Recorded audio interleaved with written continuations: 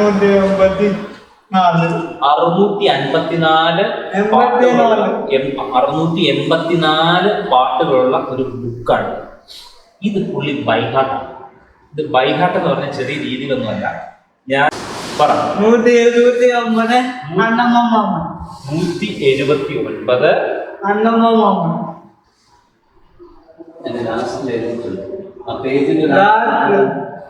അന്നമ്മ മാമൻ.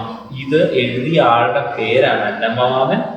ഈ പാട്ടിരിക്കുന്നത് 179 എന്നാണ് അദ്ദേഹം പറഞ്ഞത്. ഒന്നുമില്ല, വളരെ റാൻഡമായിട്ടാണ് എടുക്കുന്നത്. ഏതെങ്കിലും ഒരു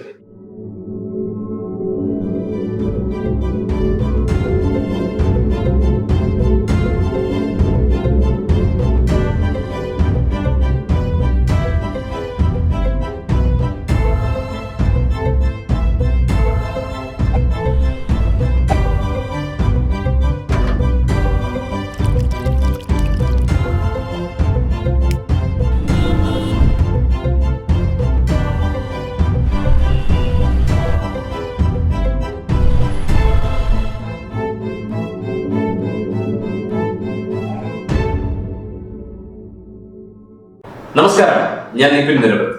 ബിലീവിന്റെ മറ്റൊരു എപ്പിസോഡിലേക്ക് എല്ലാവർക്കും കൃത്യമായ സ്വാഗതം. ഭൂമിയിലേക്ക് ഓരോരുത്തരും പിറന്നു വീഴുന്നത് വ്യത്യസ്തമായ കഴിവുകളോടെയാണ്. എന്നാൽ ആ കഴിവുകൾ തിരിച്ചറിയുമ്പോഴാണ് നമ്മൾ മറ്റുള്ളവരിൽ നിന്ന് വ്യത്യസ്തരാകുന്നത്. ഞാൻ ഇന്ന് പത്തനാപുരത്തുള്ള ആശാഭവനിലേക്കാണ് ഇതിന്റെ യാത്ര. ഇന്ന് ഞാൻ യാത്ര ചെയ്യുന്നത് പ്രധാനമായും ടോണി തോമസ് എന്ന ഒരു അത്ഭുത മനുഷ്യന്റെ അടുത്തേക്കാണ്. എന്തുകൊണ്ടാണ് ടോണി അത്ഭുതമാകുന്നത്, ടോണി ഒരു മിറാക്കിളാകുന്നത്? കഴിഞ്ഞ കുറച്ച് നാളുകൾക്ക് മുമ്പ് മഴവിൽ മനോരമയിൽ ഞാൻ ഒരു ആക്ട് ചെയ്തിരുന്നു. മെമ്മറി, നമ്മുടെ ബ്രെയിനിന്റെ കപ്പാസിറ്റിയുമായി ബന്ധപ്പെടുത്തിയാണ് ഞാൻ ആക്ട് പ്രസന്റ് ചെയ്തത്. ഒരുപക്ഷെ ഒരുപാട് ആളുകൾ കണ്ടിട്ടുണ്ടാവാം. ഇന്ന് പോകുന്നത് ടോണിയുടെ ചില പ്രത്യേകതകൾ കാണാൻ. ടോണിക്ക് ഒരു അപാരമായ കഴിവുണ്ട്. കാണുകയും കേൾക്കുകയും ചെയ്യുന്ന എന്ത് കാര്യവും അദ്ദേഹം തന്റെ മെമ്മറിയിൽ സൂക്ഷിക്കുന്നത്. ഏത് കാലത്ത് ഏത് ഉറക്കത്തിൽ ചോദിച്ചാലും അത് തിരിച്ചു പറയും.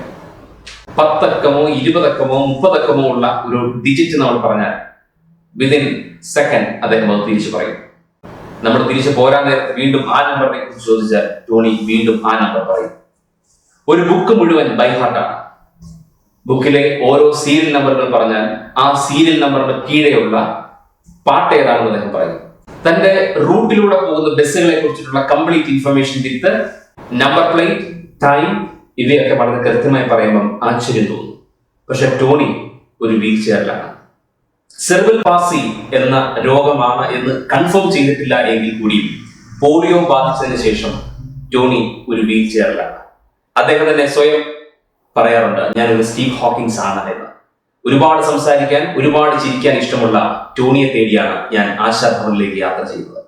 പത്തനാപുരത്തുള്ള ആശാഭവനിലേക്കായിട്ട് നമ്മുടെ യാത്ര. യാത്രക്കിടയിൽ ഒരു കാര്യം പറയാം. എനിക്ക് ഒന്നും സാധിക്കില്ല, എന്നെ കൊണ്ടാവില്ല, എനിക്ക് കഴിവുകളില്ല, ഞാനെല്ലാം പരാജയപ്പെട്ടവനാണ്, എന്നെ കൊണ്ട് സാധ്യമല്ലാത്ത കാര്യങ്ങളാണ് ഇതെല്ലാം എന്ന് ചിന്തിക്കുന്ന നിങ്ങൾ, കൈകളും കാലുകളും നല്ല ബുദ്ധിയും ഉണ്ടായിട്ടും നിങ്ങളെ കൊണ്ടൊന്നും ചെയ്യാൻ സാധിക്കുന്നില്ല എങ്കിൽ നിങ്ങൾ പതിയെ ഇതുപോലെയുള്ള സ്ഥാപനങ്ങളിൽ ഒന്ന് സന്ദർശകനാകുക. 1 മണിക്കൂറോ 1.5 മണിക്കൂറോ ആ കുഞ്ഞുങ്ങളോടുകൂടെ അല്പനേരം ഒന്ന് സ്പെൻഡ് ചെയ്യുമ്പോൾ നിങ്ങൾക്ക് മനസ്സിലാക്കാം എന്താണ് അസാധ്യമായിട്ടുള്ളത്. നത്തിങ് ഈസ് ഇമ്പോസിബിൾ എന്നൊരു വാക്ക് ഞാൻ കടമെടുക്കുകയാണ്. നമുക്ക് ടോണി ഒരു വലിയ പ്രചോദനമാണ്. ടോണി ഒരു അത്ഭുതമാണ്. ലോകത്തിന് മുമ്പിലേക്ക് ഈ ടോണിയെ ഞാൻ ഇൻട്രൊഡ്യൂസ് ചെയ്യുകയാണ്. ഫ്ലവേഴ്സിന്റെ കോമഡി ഉത്സവത്തിലൂടെ നിങ്ങൾ ഒരു തവണ കണ്ടതാണ്.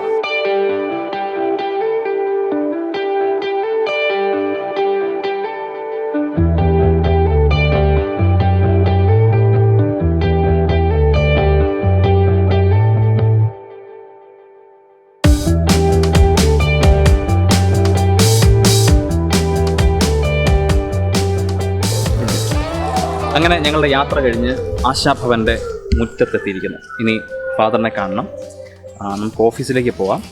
അതിനു മുമ്പ് 1-2 കാര്യങ്ങൾ. ഞാൻ ഇവിടെ വന്നപ്പോൾ എനിക്ക് വണ്ടി പാർക്ക് ചെയ്തപ്പം കണ്ടൊരു സാധനം, ഇവിടെ യമു ഉണ്ട്. ആനിമൽസിനെയും ബേർഡ്സിനെയും കണ്ടാൽ ഞാൻ അങ്ങനെ വിടില്ല. യമുവിനെ ഒന്ന് കണ്ടിട്ട് വരാം.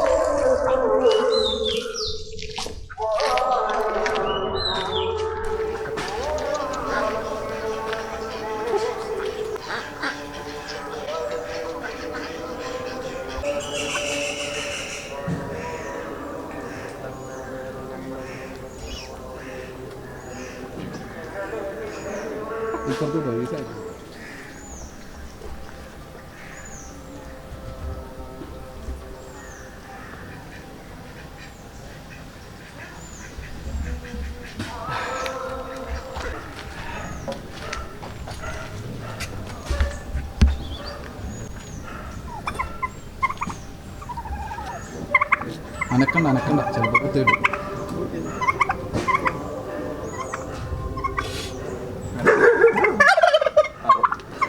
ഹാബിറ്റ് ഉണ്ട് പട്ടി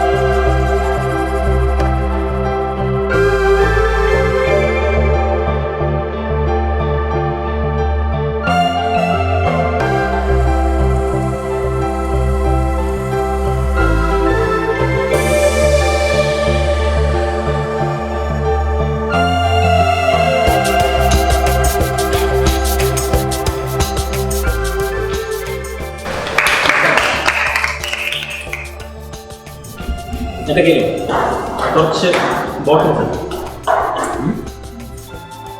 കാണാലോ. ഫസ്റ്റ് ചെയ്യേണ്ടതെന്ന് വെച്ചാൽ ബോട്ടിൽ എന്തെങ്കിലും ഉണ്ടോ എന്ന് ഓപ്പൺ ചെയ്ത് എന്തെങ്കിലും ഉണ്ടോ എന്ന് നോക്കി എന്തെങ്കിലും ഉണ്ടോ എന്ന് നോക്കി.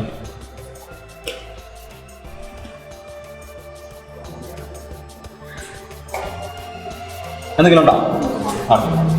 ഇനി ചെയ്യേണ്ടത് നിങ്ങളുടെ കയ്യിൽ ആരെങ്കിലും റിംഗ് ഉള്ളത് കയ്യിലിടുന്ന മോതിരമുള്ളതാണ് നല്ലുണ്ടോ? അപ്പോൾ ഒരു കാര്യം ചെയ്യാം, എല്ലാവരുടെ ടേബിളും ഏതെങ്കിലും ഒരു ഡപ്പയ്ക്കുള്ളിലേക്ക് അറിഞ്ഞെടുക്കുക. എന്നിട്ട് ഇടുമ്പോൾ സൗണ്ട് കേൾപ്പിക്കുക. ഞാൻ തിരിഞ്ഞു. ഓക്കെ, അപ്പോൾ സ്റ്റാർട്ട് ചെയ്യാം. ഇതെല്ലാം കഴിയും ഒരെണ്ണത്തിനകം എഴുതുന്നത്. എന്നിട്ട് മിക്സ് ചെയ്ത് ടേബിളിൽ ഇങ്ങനെ ലൈനായിട്ട് ചെയ്യും. മനസ്സിലായോ? പക്ഷേ മിക്സ് ചെയ്യുന്ന സൗണ്ട് കേൾക്കും. പെട്ടെന്ന് മനസ്സിലാവും ഇതിനകത്താണ് ഇരിക്കുന്നതെന്ന്. നോർമലി മനസ്സിലാവും. ശ്രദ്ധിച്ച് റെഡിയല്ലേ? തിരിയാൻ പോകണം. ജോലി നോക്കണം. ഞാനൊരു നോക്കുന്നുണ്ടാവും. കഴിയും എന്നോട് പറയണം. ടേബിളിൽ ഇങ്ങനെ നിരത്തി വയ്ക്കും. എനിക്ക് തോന്നാം ടോണി പറഞ്ഞു കഴിഞ്ഞാൽ എല്ലാം വെച്ചിരിക്കുക. പതിയെ മിക്സ് ചെയ്യുകയാണെങ്കിൽ ആ സൗണ്ട് കേൾക്കും. കഴിഞ്ഞ പറഞ്ഞേ.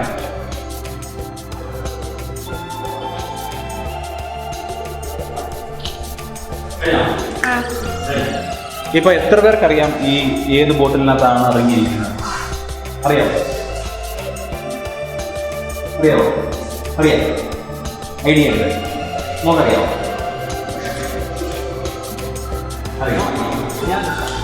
ഞാൻ ട്രൈ ചെയ്യാം. ഇത് കണ്ടുപിടിക്കാം. ഓക്കെ,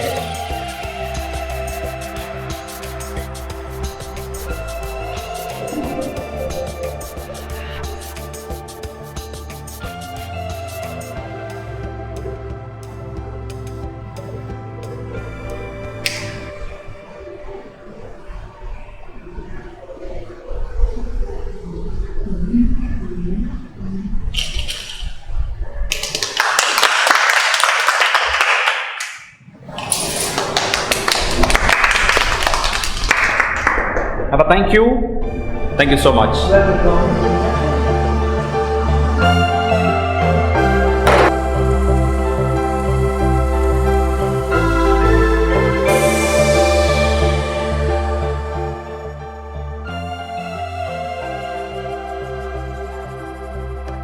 ഇതാണ് നമ്മുടെ ടോണി. ഞാൻ ടോണിയുമായിട്ടാണ് ഇന്നത്തെ ഈ ബിലീവ് എന്ന് പറയുന്ന വ്ളോഗ്. ടോണി, എന്റെ വ്ളോഗിന്റെ പേര് ബിലീവ് എന്നാണ്. ബിലീവ് എന്ന് പറയുമോ? ബിലീവ്. Thank you. നമസ്കാരം. ഇതാണ് ഞാൻ പറഞ്ഞ ടോണി തോമസ്. ഇരിക്കുന്ന ആള് നിസ്സാരക്കാരനായിട്ടുള്ള ആളൊന്നുമല്ല, വലിയ സംഭവമാണ് കേട്ടോ. ശരിയല്ല, അതായത് 24 hours അദ്ദേഹം ഭയങ്കര ഹാപ്പിയാണ്. അങ്ങനെ മൂടിയായിട്ടിരിക്കുന്ന സമയങ്ങളൊക്കെ വളരെ കുറവാണ് അല്ലേ? സന്തോഷമാണ്. ഞാൻ ടോണിയെ കുറിച്ചൊക്കെ കേൾക്കുന്നത് ഫ്ലവേഴ്സ് വെച്ചിട്ടാണ്. ഫ്ലവേഴ്സിന്റെ കോമഡി ഉത്സവത്തില് ടോണി വന്ന് ഗംഭീര ഒരുപാട് ഞാൻ ഭയങ്കര ആരാധകനാണ്. ടോണിയുടെ പ്രത്യേകത ഞാൻ പറഞ്ഞു. ടോണി എനിക്ക് വേണ്ടിയിട്ട് 1-2 കാര്യങ്ങൾ ചെയ്തത്. ഞാനൊരു നമ്പർ പറയട്ടെ, ആ നമ്പർ ഓർഡർ വെച്ചിട്ട് എന്നോട് തിരിച്ച് പറയുമോ? അപ്പൊ പുള്ളിക്കാരൻ നമ്പർ പറയുമ്പോൾ മലയാളത്തിൽ പറഞ്ഞിട്ടുണ്ടോ, ഇംഗ്ലീഷിലൊന്നും പറ്റില്ല. ഞാനൊരു നമ്പർ പറയാം. 9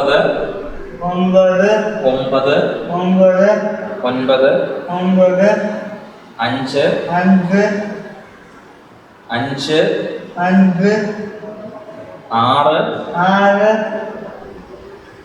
0 1 ഈ നമ്പർ ഒന്ന് പറയാമോ? 99 95 56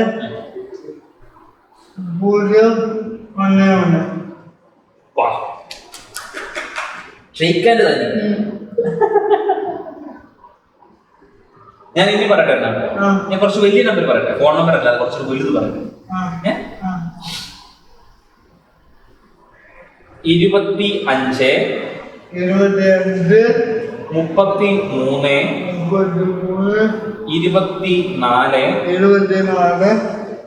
44 10. പറയാമോ? 10 75 33 74 44 സൂപ്പർ. ഇത് എത്ര ഡിജിറ്റ് നമ്പർ ആണെന്നറിയോ? 1 2 3 4 5 6 7 8 9 10 ഡിജിറ്റ് നമ്പറാണ്. 10 ഡിജിറ്റ് നമ്പർ. ഇനി ഇതിനേക്കാൾ വലിയ നമ്പർ പറഞ്ഞു കഴിഞ്ഞാൽ പറയുമോ എന്നുള്ളത് എനിക്കറിയില്ല. പരീക്ഷിക്കണം. അപാരമായ ബ്രില്യൻസ് ആണ്. ഇതൊന്നും ആരെ കൊണ്ട് ചെയ്യാൻ പറ്റില്ല. ജോണിയെ കൊണ്ട് മാത്രമേ പറ്റുള്ളൂ. ഒരു നമ്പർ ചെയ്യട്ടെ, എഴുതട്ടെ? അടുത്തോ?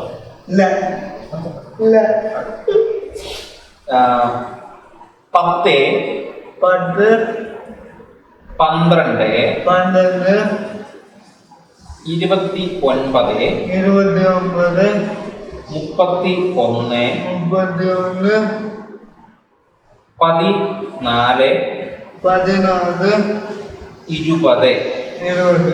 ഒന്നുകൂടെ പറയട്ടെ. 10 12 29 31 14 20. പറയാം അല്ലേ?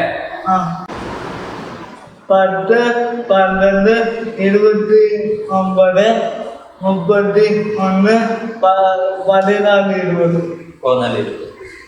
ശരി. എത്ര ഡിജിറ്റ് ആണ് കേട്ടെ? 1 2 3 4 5 6 7 8 9 10 11 12 ഡിജിറ്റ് നമ്പർ ആണ് പറഞ്ഞിരിക്കുന്നത്.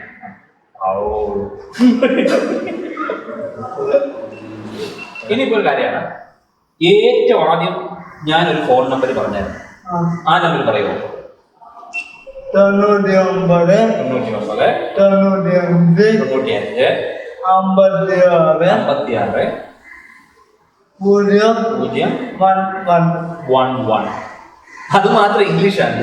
11. അത് ഞാൻ ഇംഗ്ലീഷിലാണ് പറഞ്ഞു കൊടുത്തത്, അതുകൊണ്ടാണ് അത് 11. അല്ലെങ്കിൽ 1 എന്നാണ് പറയുന്നത്. സെക്കൻഡ് ഞാൻ പറഞ്ഞ നമ്പർ ഏതാണ്? 25 33 24 44 10. അപ്പൊ ലാസ്റ്റ് നമ്മുടെ 12 ഡിജിറ്റ് 12 അക്കമുള്ള നമ്പർ, ലാസ്റ്റ് നമ്പർ 10 12 29 31 14 20. ഓ രക്ഷയില്ല. പക്ഷെ ഇതെന്നെ അത്ഭുതപ്പെടുത്തി കളഞ്ഞൊരു കാര്യമാണ്. ഈ ടോണിയുടെ എബിലിറ്റി എന്ന് പറഞ്ഞാൽ ഒരു രക്ഷയില്ല. ഞാൻ കുറച്ച് കഴിഞ്ഞിട്ട് കുറച്ച് ഡീറ്റെയിൽ സംസാരിക്കാം. ടോണിക്ക് വേറെ കുറെ പ്രത്യേകത ഉണ്ടെന്ന് ഞാൻ പറഞ്ഞു. ടോണിയുടെ വീടിന്റെ അടുത്തൂടെ പോകുന്ന വണ്ടികളെല്ലാം കാണാൻ അറിയാന്ന് പറയുന്നത് അറിയാമോ? ഞാനൊരു സമയം പറഞ്ഞു കഴിഞ്ഞാൽ ഏത് വണ്ടിയാന്ന് പറയാം. 8 മണിക്ക് പോകുന്ന വണ്ടി ഏതാണ്? രാവിലെ 8 മണിക്ക്.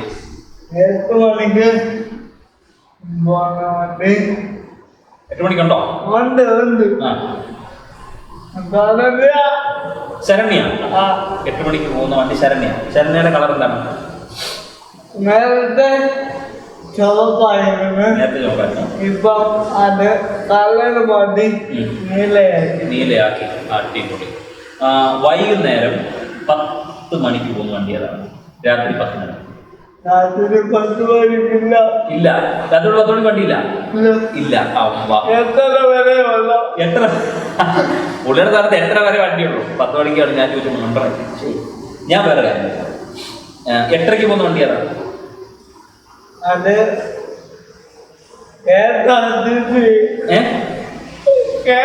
KSRTC. KSRTC. അങ്ങനെയാണെങ്കിൽ 6 മണിക്ക് വണ്ടി ഉണ്ടോ? ഏതാ? ശരണ്യ തന്നെ. ഈ അതിന്റെ നമ്പർ പ്ലേറ്റ് അറിയാമോ? നമ്പറൊക്കെ അറിയാമോ?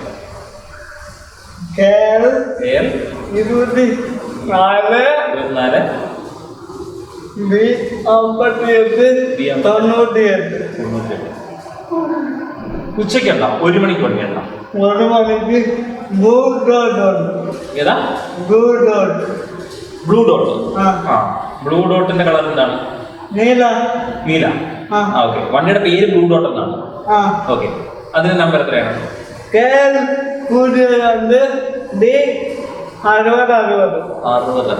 60 പോട്ടെ വണ്ടിയാണ്.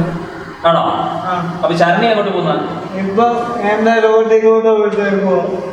ശരണ്യ വേറെ വണ്ടി ഇല്ലാത്തോണ്ട്. ഓ, എറണാകുളം വണ്ടിയാണ് ഇപ്പൊ അതുവഴി വരുന്നത്. ശരണ്യ ഏത് റൂട്ടിൽ പോകുന്ന? രണ്ടും അങ്ങനെ ആവുന്നത് അതില് പോണതാ. എറണാകുളത്തേക്ക് വേറെ വണ്ടിയെ വിട്ടിട്ടുണ്ട്. ടോണി 7:15 ഏത് വണ്ടിയാണ്? അത് ബ്ലൂ ഡോട്ട്. ഇതിന്റെ റൂട്ട് അറിയാമോ?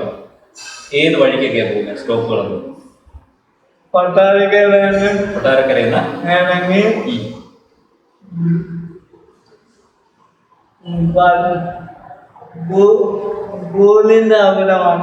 സ്കൂളിന്റെ അവിടെ വന്നിട്ട് പള്ളിമുക്ക് എത്തിയിട്ട് നേരെ പാലനെടുപ്പ് എന്ന് പറയുന്ന ഒരു സ്ഥലമുണ്ട്. പാലനെടുപ്പ് എന്ന് പറഞ്ഞൊരു സ്ഥലമുണ്ട്. അവിടെ വന്നിട്ട് ചായക്കട മുക്കിൽ നിന്നിട്ട് നേരെ പുതിയാനമുഖം എന്ന് പറയുന്ന ഒരു സ്ഥലമുണ്ട്. അവിടെ വരും. അവിടെ വന്നിട്ട് നേരെ 2-3 പത്തനാപുരത്തേക്ക് വരും. അത്രേ ഉള്ളൂ. അടിപൊളി. ഇവിടെ നേരെ 2-3 കൊട്ടാരക്കര. 2-3 കൊട്ടാരക്കര. 2-3 കൊട്ടാരക്കര. അതോടെ വണ്ടി തീരുന്നു. അവിടെ വരെ വന്നു. ഞാൻ പിന്നെ വേറെ ടോണിയെ കുറിച്ച് കേട്ടു. ടോണി പാട്ടൊക്കെ എഴുതുമെന്ന് പറയുന്നത് ആണോ? ഇതൊക്കെ എങ്ങനെ? എന്നെ ഒരു പാട്ട് പാടിക്കുന്നു. ആഗ്രഹമാണ്. ക്രിസ്ത്യ പാട്ട് എഴുതിയിട്ടുണ്ട്. സിനിമ പാട്ട് എഴുതിയിട്ടുണ്ട്. സിനിമ പാട്ട് എഴുതാറുണ്ട്. അത് എഴുതിയിട്ടില്ല. അപ്പൊ എനിക്ക് വേണ്ടിയിട്ട് ഒരു പാട്ട് പാടുവോ? പാടാം.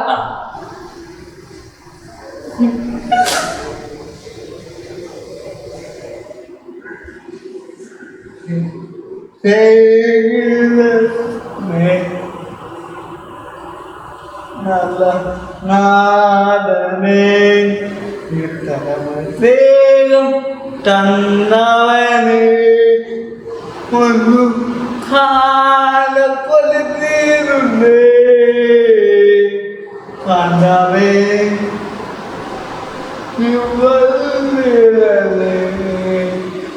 ഒന്നും കാലക്കൊലുത്തീരുന്നേ കണ്ടവേ മണ്ണിനെ അടലേടും യാത്രേ തലനാട് കാത്തിടുമേ അടലേടും യാത്രേ തലനാട് നിത്യമെന്നെ കാത്തിടുമേ പോയിടും ഞാൻ വാനവീതിയിൽ കണ്ടിടും ഞാൻ യേശുരാജനേ പോയിടും ഞാൻ വാനവീതിയിൽ കണ്ടിടും ഞാൻ യേശുരാജനേ സേവിതനേ നല്ല നാടനേ. എന്നെ ഈ പാട്ട് തന്നെ ഒരച്ഛൻ എഴുതിയെടുത്തോണ്ട് പോയി ആലുപായിക്കുന്നുണ്ട്. പറഞ്ഞത് മൂടൻ ഈ പാട്ട് ഒരു അച്ഛൻ വന്ന് എഴുതിയെടുത്തിട്ട് ഇത് ആൽബം ആക്കി മൂടൻ തന്നെ അത് റിലീസായി കാണുമെന്നാണ് എന്റെ പ്രതീക്ഷ. ഉടൻ തന്നെ റിലീസ് ചെയ്ത് പുറത്ത് വരണമെന്നാണ് പുള്ളിയുടെ പ്രതീക്ഷ. റിലീസ് ചെയ്തിട്ടില്ല, റിലീസ് ചെയ്യും. അത് ഭയങ്കര സംഭവമാണ്. അതിന്റെ റിലീസായി ഇനി ചെയ്യാനുണ്ട്. ഒരെണ്ണം റിലീസായി അല്ലേ? കോരത്ത് ഈ പാട്ടിന്റെ കോരത്ത് ഇതിന്റെ കോറസ് റിലീസായി. ഓക്കെ, പാട്ട് ഇനി വരാൻ വരും. പട്ടം പോവാതിരിക്കാൻ അല്ലേ? പിന്നെ ഞാനിങ്ങനെ കേട്ടു, അച്ഛൻ എന്നോട് പറഞ്ഞു ഈ പാട്ട് പുസ്തകത്തിനകത്തുള്ള കംപ്ലീറ്റ് പാട്ടൊക്കെ പഠിച്ചു വെച്ചിരിക്കുക, അതിന്റെ നമ്പരൊക്കെ പറഞ്ഞ് ഏത് പാട്ടാന്നൊക്കെ പറയുന്നത്. പാട്ട് പാടലല്ല, പാട്ടിന്റെ പേര് പറയൂ അല്ലേ? അതല്ല പാട്ട് മാത്രമല്ല, പാട്ടിന്റെ നമ്പറ്, പാട്ട് എഴുതിയ ആളുകളുടെ പേര്, പാട്ട് പാടിയ ആളുകളുടെ പേര് എല്ലാം പറയും. എനിക്ക് ഇഷ്ടപ്പെട്ട ഒരാളുണ്ട്, ഈ എറണാകുളത്തെ വീട്. എറണാകുളത്തെ വീട്. കസ്റ്ററിനെ കാണണോ? ഒന്ന് കണ്ടല്ല. ഞാനിത് കെസ്റ്റർ എന്ന് പറയുന്ന അങ്കിള് കിടക്കില് ഞാൻ എത്തിക്കും കേട്ടോ. ഇതെത്തിക്കും, അത് ഞാൻ ഉറപ്പായിട്ട് എത്തിക്കും കേട്ടോ. അടിപൊളി അല്ലേ? അത് ആഗ്രഹം സാധിച്ചു കൊടുക്കാൻ പറ്റുന്ന വലിയൊരു കാര്യമാണ്. കെസ്റ്ററിന്റെ പാട്ട് അത് ഭക്തിഗാനങ്ങൾ ഏറ്റവും കൂടുതൽ എനിക്ക് തോന്നുന്നു പാടിയിരിക്കുന്നത് കെസ്റ്റർ ഏറ്റവും ഇഷ്ടമുള്ള ഒരാളാണ്. ആ പാട്ടുകളെല്ലാം തന്നെ ഞാൻ കാണാറില്ല. കെസ്റ്റർ മിക്കവാറും പാടിയിട്ടുള്ള പാട്ടുകളെല്ലാം ഓൾമോസ്റ്റ് നമുക്ക് കാണാതെ. എനിക്ക് തോന്നുന്നു അദ്ദേഹത്തിന് അറിയില്ലല്ലോ. ഒരു കാര്യം, ആ പുസ്തകം തോന്നി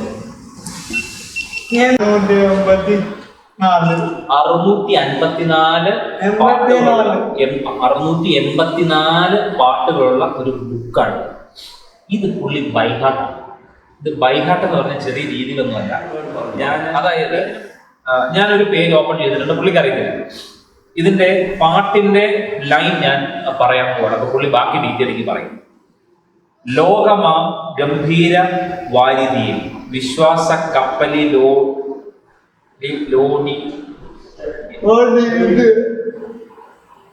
ലോഡിയിട്ട് പറ 179 അന്നമ്മ മാമൻ. 179 അന്നമ്മ മാമൻ.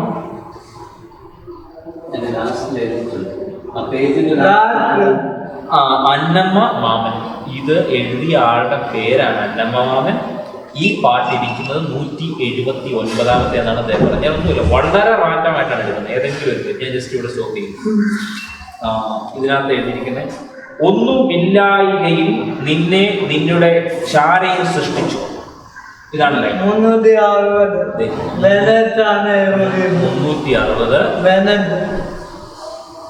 രണ്ട് പേര് എഴുതിയിട്ടുണ്ട്. അതിലൊരാളുടെ പേര് വെനറ്റാണ്. ആ പാട്ടിന്റെ താഴെ കിടപ്പുണ്ട് ഈ ബെസ്റ്റാ ബെനറ്റ്. ഞാൻ ഒരു സൈഡ് PF ബെനറ്റ്, അതിന് തൊട്ടടുത്ത് രണ്ടുപേരാണ് ഇത് എഴുതിയത്. JP Webster, JP Webster. ഇത് എനിക്കിത് വായിച്ചിട്ട് ഇത് ഓർമ്മ നിൽക്കാൻ പറ്റുന്നില്ല. അത്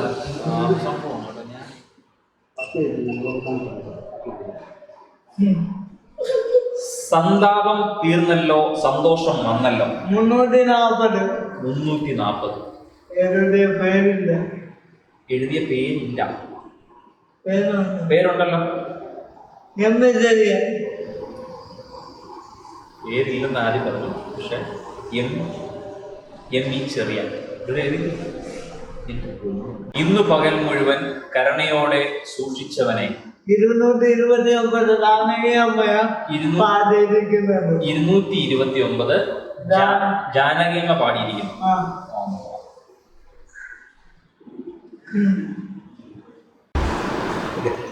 ഇപ്പൊ അച്ഛൻ എന്നോട് പറഞ്ഞത്, ഒന്ന് പുള്ളിയുടെ ഒരു ടാലന്റ് കാണാൻ പറ്റും പറഞ്ഞത്, നിങ്ങൾക്ക് നിങ്ങളുടെ മനസ്സിലുള്ള ഏതെങ്കിലും ഒരു പാട്ട് പറയുക. അത് ഈ പുസ്തകത്തിൽ ഉണ്ടെങ്കിൽ ഒരു 90% പാട്ടുകളും ഈ ബുക്കിനകത്തുണ്ട്. അപ്പം ആ പാട്ട് പറയുമ്പോൾ പുള്ളി ഏത് പേജിലാണ് അല്ലെങ്കിൽ ഏത് സീരിയൽ നമ്പറിലാണ് ആ പാട്ടുള്ളതെന്ന് പുള്ളി പറയും. ഞാൻ അക്കരയ്ക്ക് യാത്ര ചെയ്യും സിയോൺ സഞ്ചാരി എന്നുള്ളൊരു പാട്ട്. അക്കരയ്ക്ക് യാത്ര ചെയ്യും സിയോൺ സഞ്ചാരി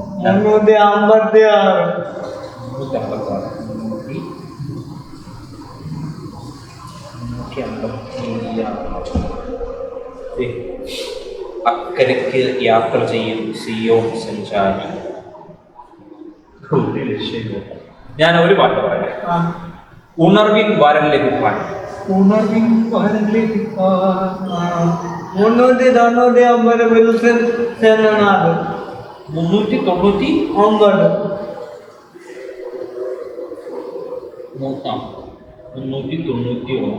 വിൽസൺ ചെന്നനാട്.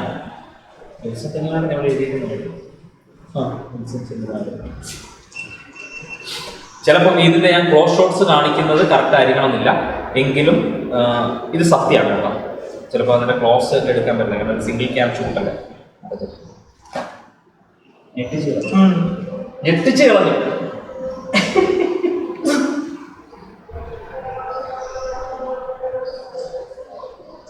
നമ്മുടെ പഴയ നമ്പർ പറയാൻ നോക്കിയാലാ?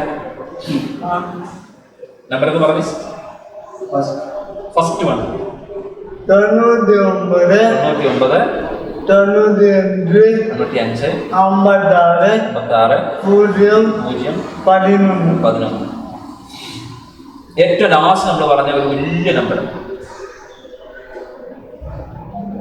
10 12 29 31 10 20 14.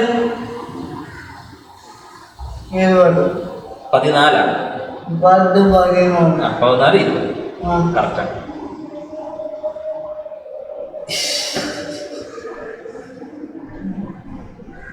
ഞാൻ ഉമ്മ തന്നു.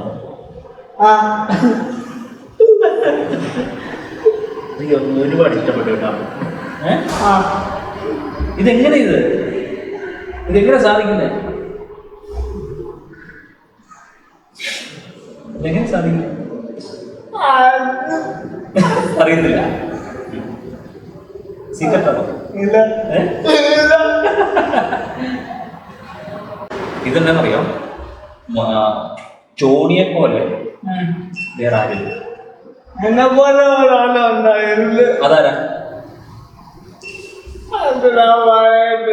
പറയത്തില്ലേ?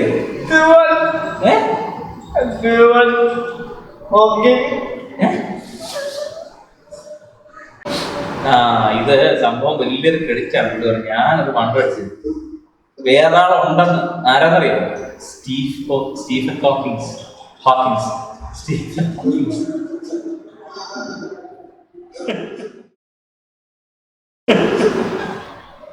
പുള്ളി അതാ പറഞ്ഞത്, സ്റ്റീഫൻ. അത് ശരിയാ, അത് കറക്റ്റാ. അല്ലാതെ വേറെ ആരുമില്ല. പക്ഷെ അങ്ങനെ ഇപ്പൊ ലോകത്തില്ല. ഇല്ല, അദ്ദേഹം മരിച്ചു. ആ ഇൻഫർമേഷൻ വരെ അറിയാം. കഴിഞ്ഞ വർഷമാണ്. കഴിഞ്ഞ വർഷമാണ്. പത്രത്തിലൊക്കെ വന്നായിരുന്നു. പത്രം വായിക്കോ? ആണോ? ആ. ആ. ഇന്നത്തെ പത്രത്തിലെ മെയിൻ വാർത്ത എന്താണ്? ഇന്നത്തെ പത്രം വായിച്ചിട്ടില്ല. ഇന്ന് വായിച്ചില്ല. ഇന്നലത്തെ പത്രത്തിലോ? വായിച്ചിട്ടില്ല. ആണോ? വായിച്ച ദിവസത്തെ എന്ന് പറഞ്ഞു. വായിച്ച ഏത് ദിവസത്തെ പത്രമുള്ള? 15 വർഷത്തെ വാർത്ത ഞാൻ പറയാം. ആ, ഒരു കൊച്ചിനെ ഒരു കൊച്ചിനെ തലക്കടിച്ചു കൊണ്ടു. തലയ്ക്ക് അടിച്ചു. എന്നിട്ട് ഉം. ആശുപത്രി 10 ദിവസം കിടത്തി. 10 ദിവസം കിടത്തി. ആ. എന്നിട്ട് കുറച്ച് ദീപം കിട്ടാനും മരിച്ചു. മൂത്ത കൊച്ചിന് മൂട്ടർ ഓടിച്ചിട്ട് എടുത്തോണ്ട് പോവാതെ കിട്ടുക. മൂത്രം ഒഴിച്ചിട്ട് ആ കൊച്ചിനെ എടുത്തുകൊണ്ട് പോവാത്തതിന് ശിക്ഷയായിട്ടാണ് ആ കൊച്ചിന് ചെയ്യുന്നത്. എനിക്ക് മലയാളികൾ ഏറ്റവും കൂടുതൽ വിഷമിച്ച സമയം അത് തന്നെയാണ് ഞാൻ ഈ കാണുന്നത്. നമ്മുടെ തൊടുപുഴയിലുള്ള ഒരു സംഭവമാണ്. അവനെ എന്നാ ചെയ്യേണ്ടത്? മൂക്കില് തൂക്കിക്കയറ്റണം. കണ്ട, തൂക്കിലേറ്റണം. എന്തായാലും ടോണി ഒരു അത്ഭുതമാണ്. ലോകത്ത് ഇങ്ങനെ ഒരാൾ ഇനി ഉള്ളതായി എനിക്കറിയില്ല. ഈ ക്യാപ്പ് ഞാൻ അങ്ങനെ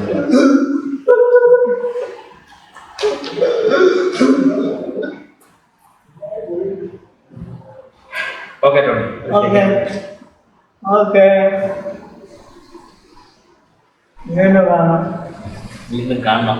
ആ നീ വരും ആ കേട്ടോ. ഞാനിത് എല്ലാവരെയും അറിയിക്കട്ടെ. ഈ ഒരു കഴിവൊക്കെ എല്ലാവരും അറിയിക്കട്ടെ.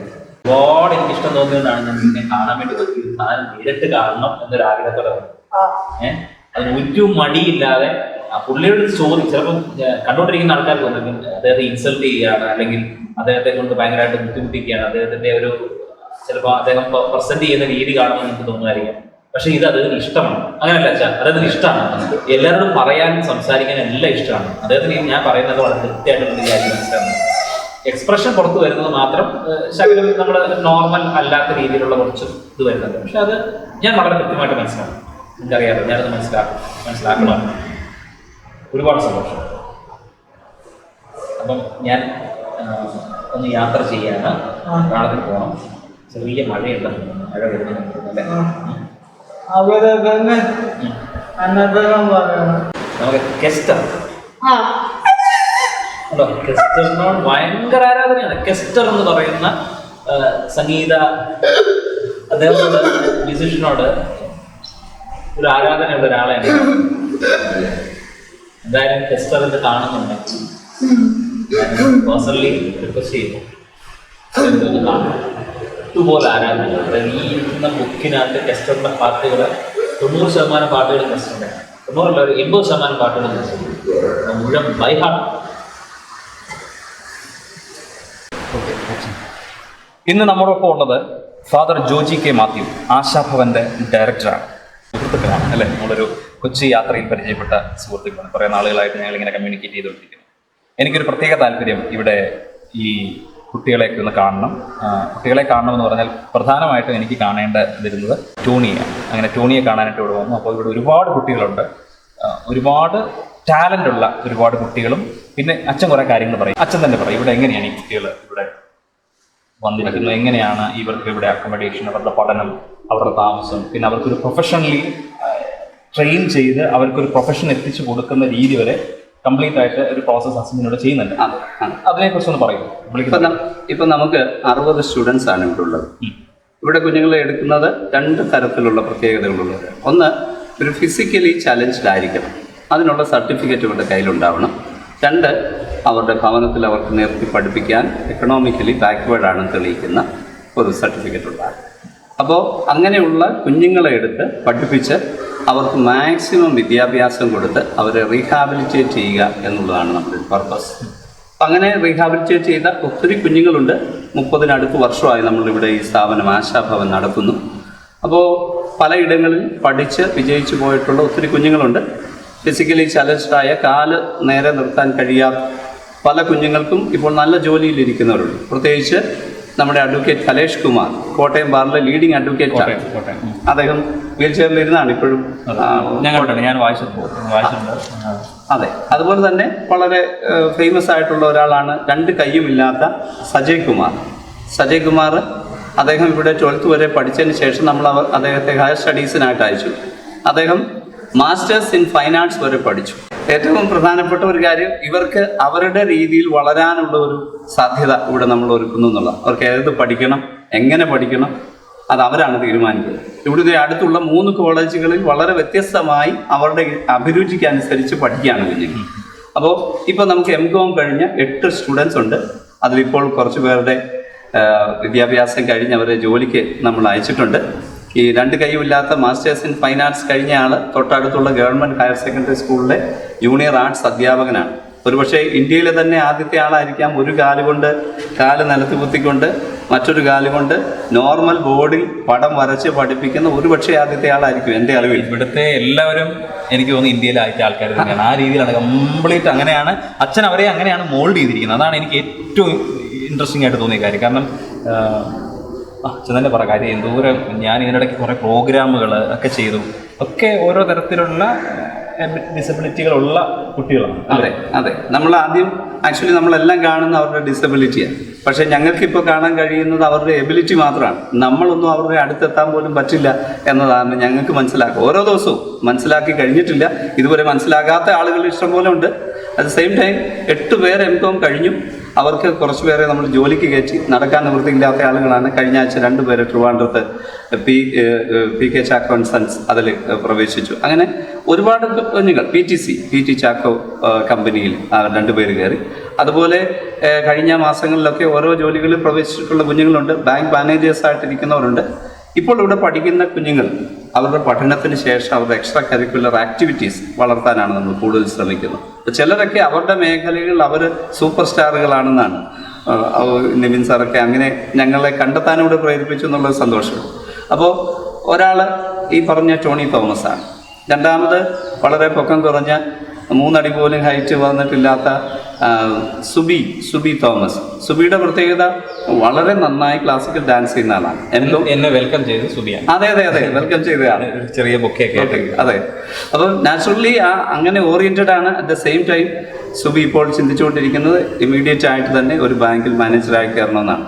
അങ്ങനെ ഓരോരുത്തരുടെ ചിന്തകളുടെ ഇതിനകത്തൊക്കെ ആണെങ്കിലും അവരുടെ ചിന്തകളുടെ വലിപ്പമാണ് ആശ്ചര്യമായ കാര്യം. സത്യമാണ്. ബാങ്ക് മാനേജർ ആകണമെന്നാണ് കുട്ടിയുടെ. അതാകും, ഉറപ്പാണ്, ആകും. അങ്ങനെ അത്തരത്തിൽ അവരെ പഠിപ്പിച്ച് അവരെ ഒരു ജോലി വാങ്ങിക്കൊടുക്കുക, അല്ലെങ്കിൽ അവർക്ക് സ്വയമായി ചെയ്യാൻ കഴിയുന്ന തരത്തിൽ അവരെ പരിശീലിപ്പിക്കുക. ഇവിടെ നമുക്ക് 3 തരത്തിലുള്ള പരിശീലനങ്ങളാണ്. ഒന്ന്, തൊഴിലിൽ തന്നെ പരിശീലനം ചെയ്യുന്ന ഒരുവിധം വിദ്യാഭ്യാസം ചെയ്യാൻ കഴിവുള്ളവർക്ക് ഇവിടെ തന്നെ കോളേജ് സ്കൂളുകളൊക്കെ പൂർത്തീകരിക്കാൻ നമ്മൾ ഒരുപക്ഷെ അവരെ എടുത്തുകൊണ്ട് പോകേണ്ടി വരും. അവരെ പിടിച്ച് സഹായിക്കേണ്ടി വരും. അത് നമ്മൾ വാഹനത്തിൽ കൊണ്ടുപോയി അവരുടെ സ്കൂളുകളിലും കോളേജുകളിലും ഇരുത്തും. അത് കഴിയുമ്പോൾ അവരെ തിരിച്ച് എടുത്തുകൊണ്ടോ അല്ലെങ്കിൽ കൈപിടിച്ച് സഹായിച്ചോ തിരിച്ചു കൊണ്ടുവരണം. എന്നാൽ അങ്ങനെ അത് പൂർത്തീകരിച്ച് കഴിഞ്ഞ് അവരെ അങ്ങനെ ഇരുത്തുന്നില്ല. അതിനുശേഷം അവർക്ക് അഭിരുചിയുള്ള മേഖലകളിലേക്ക് അവരുടെ പഠനത്തെ കണ്ടിന്യൂ ചെയ്യാം. അപ്പോൾ ഇപ്പോൾ പഠിച്ചുകൊണ്ടിരിക്കുന്നതിൽ ഫാഷൻ ഡിസൈനിങ്, അതിനൊരു താല്പര്യമുള്ള ഒരു കുഞ്ഞ് കഴിഞ്ഞ വർഷം ഫാഷൻ ഡിസൈനിങ്ങിൻ്റെ ഒരു ഡിപ്ലോമ പൂർത്തീകരിച്ച് കഴിഞ്ഞാൽ അവർക്ക് പുറത്തു പോയൊരു ഫാഷൻ ഡിസൈനിങ് ചെയ്യുക പ്രയാസം. അതുകൊണ്ട് അവളുടെ കീഴിൽ ഇപ്പോൾ ആ കുഞ്ഞിൻ്റെ കീഴിൽ 9 പേര് ഫാഷൻ ഡിസൈനിങ് ഇൻസ്റ്റിറ്റ്യൂട്ടായിട്ട് ഇവിടെ തുടങ്ങി. പുള്ളിക്കാരി നടക്കുന്നത് അതാണ്. അങ്ങനെ കാല് കുത്താൻ കഴിയാത്ത ഒരാളാണ് ഫാഷൻ ഡിസൈനിങ്ങിൻ്റെ അധ്യാപികയായി ഇവിടെ ഇപ്പോൾ വർക്ക് ചെയ്യുന്നത്. അവളുടെ കീഴിൽ 9 പേര് വർക്ക് ചെയ്ത് പഠിച്ചുകൊണ്ടിരിക്കുന്നു. ഒരാൾ അതിൻ്റെ പഠനം പൂർത്തീകരിച്ച് ഇപ്പോൾ ഗ്രാജുവേറ്റ് ചെയ്യാൻ പോവുകയാണ്. അവർ ചെയ്തിട്ടുള്ള വർക്ക് ഇവിടെയുള്ള പെൺകുട്ടികളുടെ മുഴുവൻ ഡ്രസ്സസ് ഡിസൈൻ ചെയ്യുന്നത് അവരാണ്. അതാണ് പ്രത്യേകത. അപ്പോൾ 50ഓളം കുട്ടികളുണ്ട്, 60 കുഞ്ഞുങ്ങൾ, 60ഓളം കുട്ടികളുണ്ട്. അവരുടെ ഡ്രസ്സ് ഇപ്പോൾ ഡിസൈൻ ചെയ്യുന്നത് പുള്ളിക്കാരിയാണ്. ഇതിക്കുള്ളൊക്കെ എന്താണ് അസാധ്യമായ ഒന്നുമില്ല, അല്ലേ? അതെ, നത്തിങ് ഈസ് ഇമ്പോസിബിൾ. അതെ, അതാണ് ഇവിടെ ഞാൻ കണ്ടത്. ഇതൊക്കെ എല്ലാം ചെയ്യുന്നത് ഈ അച്ഛനാണ്. എല്ലാം ദൈവത്താൽ സാധിക്കുന്നു. എല്ലാവരുടെയും മനസ്സിൽ അങ്ങനെ ഒരു കഴിവുണ്ടെന്നാണ് ഞങ്ങൾക്ക് മനസ്സിലാക്കാൻ കഴിയുന്നത്. ഒരു പക്ഷേ നമുക്കത് റീഡ് ചെയ്യാൻ സാധിക്കില്ല. അത് നമ്മുടെ ഡിസബിലിറ്റിയാണ്. ആക്ച്വലി ഡിസബിലിറ്റി അവർക്കല്ല, നമുക്കാണ്. അതെ, അതറിയാൻ വേണ്ടി തന്നെയാണ് വന്നത്. അത് ഒത്തിരി സന്തോഷം. അതുപോലെ പഠിക്കുന്ന കുറച്ച് കുഞ്ഞുങ്ങളുണ്ട്. നമുക്കിവിടെ കമ്പ്യൂട്ടർ ഇൻസ്റ്റിറ്റ്യൂട്ട് ഉണ്ട്. നമ്മൾ ആദ്യം വന്ന ഓഫീസിൻ്റെ അവിടെ DCA വരെ, ഡിപ്ലോമ ഇൻ കമ്പ്യൂട്ടർ ആപ്ലിക്കേഷൻ വരെ പഠിപ്പിക്കുന്ന ഇൻസ്റ്റിറ്റ്യൂട്ട് ഉണ്ട്. എല്ലാ ദിവസവും 2 മണിക്കൂർ അവർക്ക് ഫിസിയോതെറാപ്പി ചെയ്യാനുള്ള ഫിസിയോതെറാപ്പി യൂണിറ്റ് നമുക്കുണ്ട്. സ്പീച്ച് തെറാപ്പി ഉണ്ട്. 7 പേർക്ക് നമുക്കിവിടെ സ്പീച്ച് എയിൽമെൻ്റ് ഉള്ളവരുണ്ട്. അവർക്ക് വേണ്ടി ഒരു സ്പീച്ച് തെറാപ്പിസ്റ്റ് ഫുൾ ടൈം ഇവിടെ താമസിക്കുന്നു. അപ്പം ഞാനൊരു കാര്യം ചോദിക്കട്ടെ, ഇപ്പം 60ഓളം കുട്ടികൾ ഇവിടെ ഉണ്ട്. ഇവരുടെ ഫീസ്, ഇതിൻ്റെ കാര്യങ്ങൾ എങ്ങനെയാണ്, ഫീസൊക്കെ എങ്ങനെയാണ് കിട്ടുന്നത്? ഇത് പേരൻസും ഒക്കെ ഉള്ളതാണ്, എല്ലാവർക്കും പേരൻസ് ഒക്കെ ഉള്ളതാണ്, കുറച്ച് ആളുകൾക്കൊക്കെ പേരൻസ് ഇല്ല. അത് അച്ഛൻ നേരെ സൂചിപ്പിക്കും, എങ്ങനെയാണ് ഇതിൻ്റെ ഈ ഫീസും കാര്യങ്ങളൊക്കെ? നമുക്കിവിടെ ഞാൻ ആദ്യം പറഞ്ഞല്ലോ 2 തരത്തിലാണ്. ഫിസിക്കലി വയ്യാത്ത കുഞ്ഞുങ്ങൾ, വയ്യാത്തെന്ന വാക്ക് തെറ്റാണെന്നറിയാം, ഫിസിക്കലി ചലഞ്ച്ഡ് ആയിട്ടുള്ള കുഞ്ഞുങ്ങൾ. അതുപോലെ രണ്ടാമത്തെ മസ്റ്റായിട്ടുള്ള കാറ്റഗറി അവർക്ക് ഭവനത്തിൽ ഫീസ് തരാൻ വന്ന് പഠിപ്പിക്കാൻ കഴിവില്ലാത്തവരായിരിക്കും. അങ്ങനെയുള്ളവരെ മാത്രമേ എടുക്കൂ. ഫീസ് തരാൻ കഴിവുള്ളവരെ നമ്മൾ എടുക്കില്ല. അതാണ് നമ്മുടെ ഏറ്റവും പ്രധാനപ്പെട്ട. തരാൻ കഴിവുള്ളവരെ എടുക്കില്ല. അവർ വീട്ടിൽ നിർത്തി പഠിപ്പിക്കണമെന്നുള്ളതാണ് നമ്മുടെ ആഗ്രഹം. അങ്ങനെ അല്പമെങ്കിലും സാധ്യതയുണ്ടെങ്കിൽ അവർ ഭവനത്തിൽ തന്നെ നിർത്തി ഈ കുഞ്ഞുങ്ങളെ ട്രെയിൻ ചെയ്യിപ്പിക്കണം. അങ്ങനെ ട്രെയിനിങ് ചെയ്യാൻ സാധ്യത ഇല്ലാത്തവരെ മാത്രമേ നമ്മളിവിടെ എടുക്കൂ. ആ സർട്ടിഫിക്കറ്റും കാര്യങ്ങളും ഉണ്ടെങ്കിൽ ഇവിടെ എടുത്തിരിക്കും. അത് വലിയൊരു കാര്യമാണ്. കാരണം അതൊക്കെയാണ് ആളുകൾ കേൾക്കേണ്ടത്, അറിയേണ്ടത്. സ്പെഷ്യലി ഏബിൾ, അതല്ലേ? ഡിഫറെൻ്റ്ലി അങ്ങനെ പറയാൻ പാടുള്ളൂ. അങ്ങനെ പറയാൻ പാടുള്ളൂ. അതാണ് വാക്കുകൾ മാറി. അതാണ് കറക്റ്റ്. കാരണം നമ്മളെക്കാൾ ഡിഫറൻ്റ് ആണ്. പിന്നെ ഇവർ ഒരു 2.5 മണിക്കൂർ ദൈർഘ്യമുള്ള ഒരു സ്റ്റേജ് പ്രോഗ്രാം ചെയ്യുന്നുണ്ട്. എഫദ എന്നാണ് പേര്. എഫദ എന്ന് പറഞ്ഞാൽ അതൊരു ബിബ്ലിക്കൽ പേരാണ്. യേശു കർത്താവ് ഒരു ചെകിടൻ്റെ, ചെവി കേൾക്കാത്ത മനുഷ്യൻ്റെ ചെവിയിലേക്ക് വിരലിട്ടിട്ട് സ്വർഗത്തിലേക്ക് നോക്കി തുറന്നു വരിക എന്ന് പറഞ്ഞു എന്ന്. അപ്പോൾ നമ്മുടെ ചെവികളും കണ്ണുകളും ഒക്കെ തുറക്കേണ്ട സമയമാണ്. ലോകത്തിൽ ഒത്തിരി പേര് ഇവരെ ഡിസേബിൾ എന്ന് പറഞ്ഞ് അങ്ങനെ തള്ളിക്കളയുമ്പോൾ നമ്മൾ കണ്ണ് തുറക്കണം, കാത് തുറക്കണം, കാണുകയും കേൾക്കുകയും ചെയ്യണം. ഇവരുടെ കഴിവുകളെ കാണണം എന്ന അർത്ഥത്തിലാണ് എഫദ പ്രോഗ്രാം നടത്തുന്നത്. ഇപ്പോൾ കോയമ്പത്തൂർ ഉൾപ്പെടെ 15 സ്റ്റേറ്റുകളിൽ ഈ വർഷം തന്നെ നമ്മൾ എഫദ നടത്തി. അതിൻ്റെ ഒരു പ്രധാനപ്പെട്ട എയിം ഇതാണ്, ഇവരുടെ കഴിവുകൾ കാണണം. 2.5 മണിക്കൂർ ജനങ്ങൾ അല്പം പോലും കണ്ണടയ്ക്കാതെ നോക്കി നിന്ന് കാണുന്ന പ്രോഗ്രാംസാണ് ഇതൊക്കെ. അപ്പോൾ ഇനിയും അടുത്ത സമയത്ത് വാളകത്ത് നടത്താൻ പോവുകയാണ്, ഈസ്റ്റർ സന്ധ്യയിൽ. അപ്പോൾ അതൊക്കെ നേരത്തെ സെറ്റ് ചെയ്ത് കൊടുക്കുക. അങ്ങനെ വളരെ എക്സലൻ്റ് ആയിട്ട് അതിന് ഡ്രാമയുണ്ട്, ഡാൻസസ് ഉണ്ട്, അതുപോലെ ഇപ്പോൾ മുമ്പ് നടത്തിയ പ്രോഗ്രാംസ് ഒക്കെ തന്നെ ഉണ്ട്. അത് വളരെ പ്രൊഫഷണൽ സ്റ്റൈലിൽ നടത്താൻ കഴിവുള്ള പിള്ളേർ. കോസ്റ്റ്യൂം അല്ല പ്രൊഫഷണൽ സ്റ്റൈൽ. 2.5 മണിക്കൂർ അത് ഒന്ന് കണ്ടാൽ ഉറപ്പായിട്ടും അടുത്ത സ്റ്റേജ് ബുക്ക് കഴിഞ്ഞിരിക്കുകയാണ്. അങ്ങനെയായിപ്പോൾ ഇത് ചെയ്തുകൊണ്ടിരിക്കുന്നത്. അതുപോലെ ഇവർ വെഡ്ഡിങ് കൊയറുണ്ട്, വിവാഹത്തിന് പാട്ട് പാടാൻ പോകുന്നവരുണ്ട്. നല്ലൊരു കൊയർ ഗ്രൂപ്പ് നമുക്കുണ്ട്. എനിക്ക് തോന്നുന്നു കീബോർഡ് വായിച്ച ശരിക്കും കീബോർഡ് കണ്ണിന് മുഴുവൻ നന്നായി കാണാത്ത ഒരാളാണ് സെറ്റ് ചെയ്യുന്നത്.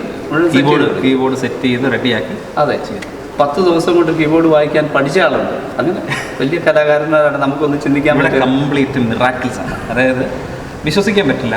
അത്ഭുതം എന്ന് പറഞ്ഞാൽ അത്ഭുതമുള്ള ഒരുപാട് കാര്യങ്ങൾ. ഇത് വേറൊന്നുമല്ല, ദിവ്യമായ കഴിവുകളോ ദിവ്യശക്തികളോ അങ്ങനെയൊന്നുമല്ല. അവരുടെ കഴിവുകളാണ്. അവരുടെ കഴിവുകൾ അച്ഛൻ ഒന്ന് ബൂസ്റ്റ് ചെയ്ത് കൊടുക്കുന്നു, അത്ര മാത്രമേ ഉള്ളൂ. അവരത് നന്നായിട്ട് എൻജോയ് ചെയ്ത് ചെയ്യുന്നു. ഞാൻ ഇവിടെ വന്നപ്പോൾ ഞെട്ടിപ്പോയി. ഒരുപാട് സാധനങ്ങളുണ്ട്. ഞാൻ വേറെ കുറച്ച് കാര്യങ്ങളോടൊക്കെ നിങ്ങളോട് പറയാം. അപ്പം അച്ഛൻ താങ്ക് യു. ആശാഭവനിലേക്ക് എന്നെ ക്ഷണിച്ചതിന് നന്ദി. ആളുകളെ കാണട്ടെ. അതെ, താങ്ക് യു. നിബിന് ഇപ്രകാരം ഒരു സമയം കണ്ടെത്തി വന്നതിൽ ഞങ്ങൾക്ക് ഒത്തിരി സന്തോഷം. പ്രത്യേകിച്ച് അവർ ടീമിനോട് നിന്നോട് ചേർന്ന് വർക്ക് ചെയ്യുന്ന എല്ലാവരോടും ഞങ്ങളുടെ നന്ദി അറിയിക്കുന്നു.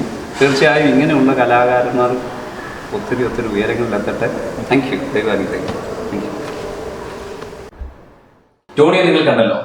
ടോണിയുടെ ഏറ്റവും വലിയ ആഗ്രഹം എന്നോട് പറഞ്ഞത് കെസ്റ്ററിനെ കാണണം. കെസ്റ്ററിനെ കാണാനായിട്ട് ഞാൻ കെസ്റ്ററിന്റെ ഫോണിൽ വിളിച്ചിരുന്നു. അദ്ദേഹവുമായിട്ട് സംസാരിച്ചു. അദ്ദേഹം വളരെ പോസിറ്റീവായിട്ട് അത് എടുക്കുകയും അദ്ദേഹം അത് കാണാമെന്ന് എന്നോട് വാക്ക് തരികയും ചെയ്തു. ഞാനത് അപ്പോൾ തന്നെ വിളിച്ച് അച്ഛനെ അറിയിക്കുകയും ടോണിയെ അറിയിക്കുകയും ഒക്കെ ചെയ്തിട്ടുണ്ട്. അപ്പോൾ അദ്ദേഹത്തിന്റെ തിരക്കുകളും കാര്യങ്ങളും ഒക്കെ കഴിഞ്ഞിട്ട് ഒരു 1 മാസമൊക്കെ ഒരു ടൈമിൽ അദ്ദേഹം കണ്ടുകൊള്ളാം എന്നൊരു വാക്ക് കൊടുത്തിട്ടുണ്ട്. ടോണിക്ക് വേണ്ടി അത്രയൊക്കെ ചെയ്യാൻ സാധിച്ചെങ്കിൽ നമുക്ക് എന്തൊക്കെ കാര്യങ്ങൾ ചെയ്യാൻ പറ്റും അല്ലേ? Thank you for watching my video. By.